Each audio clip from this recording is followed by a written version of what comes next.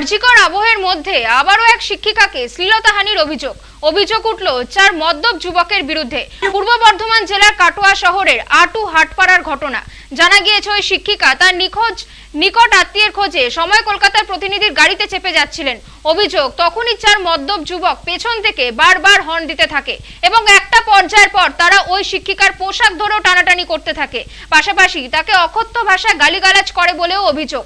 এই পরিস্থিতিতে সময় কলকাতার প্রতিনিধি তাদেরকে বাধা দিতে গেলে ও ছবি তুলতে গেলে তাকেও নিগ্রহ করা হয় বলে অভিযোগ। জানা গিয়েছে অভিযুক্ত 4 দুষ্কৃতীর মধ্যে একজনের নাম সানি শেখ, বাকি 3 জনও তার ঘনিষ্ঠ বলেই জানা যাচ্ছে। তবে শিক্ষিকাকে শ্লীলতাহানির ঘটনা অভিযুক্তদের বিরুদ্ধে দ্রুত ব্যবস্থা নেওয়া হবে বলে আশ্বাস দিয়েছেন কাটোয়ার এসডিপিও।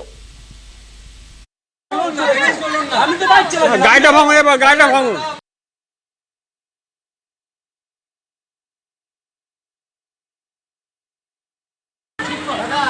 আপনি ভাগ্য বলে, আপনার ভাগ্য বলে আপনি চড়াই দেন কোনো আবার আপনাকে চড়াই দেবো, আপনাকে ছেড়ে দেবো না, আমি চড়াবেন আবার ভাবতে হবে। 4 জন লোক যুবক সে মদ্য অবস্থায় ছিল। কাটোয়া শহরের মামার দোকানের সামনে আতত পাড়ায় অশ্লীল ব্যবহার এবং তাদেরকে কলার ধরে টানা হচ্ছে। মহিলাকে উল্টো পাল্টা নোংরা ভাষা, সে ভাষার কোনো ঠিক নেই, একদম পুরো উত্তপ্ত হয়েছিল। এবং সময় কলকাতা যে রয়েছেন উনি ওনার গাড়িতে, প্রেসের গাড়িতে উনিরা ঝামেলা করছিলেন প্রচণ্ড কন্টিনিউ। ওদের এত বাজে ব্যবহার সে মানা যায় না। সিভিক পুলিশ ছিল, সামনে ওরা বসেছিলেন, কেউ একজন আসেনি, হেল্পও করেনি।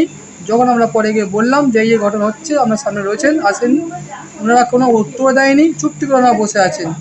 আমার পরিবারের একজন নিখোঁজ হয়ে যাওয়ায় আমরা গাড়ি করে আসছিলাম।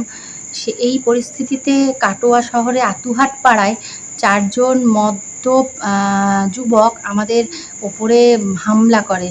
আমাদের গাড়ি তারা আটকায় এবং আমার স্বামীকে অশ্রাব্য ভাষায় গালিগালাজ করে। তখন আমি যখন প্রতিবাদ করতে যাই এবং তাদেরকে বলি যে আপনারা ভদ্রভাবে কথা বলুন, এইভাবে কথা বলছেন কেন, তখন তারা আমাকে অশ্রাব্য ভাষায় গালিগালাজ করেন এবং গাড়ির কাচের ভেতর দিয়ে, গাড়ির কাচটা আমার হাজব্যান্ড নামিয়েছিলেন ওর সঙ্গে কথা বলার জন্য, গাড়ির কাচের ভেতর দিয়ে হাত ঢুকিয়ে আমার শ্লীলতাহানি করারও চেষ্টা করে। শ্রী সুজয় ভট্টাচার্য, তাকেও খুবই তিনি যেহেতু এই ঘটনার ছবি তুলতে যাচ্ছিলেন, তিনি একজন সংবাদ প্রতিনিধি, তো তাকেও চূড়ান্ত হেনস্থা করে তারা। খুব বিচ্ছিরি একটা পরিস্থিতির সৃষ্টি হয়। একটা কাটোয়া একটা সাব ডিভিশনাল টাউন, সেই সাব ডিভিশনাল টাউনের বুকে এইরকম একটা পরিস্থিতি, আমরা পুরোপুরি হতভম্ব এই পরিস্থিতি।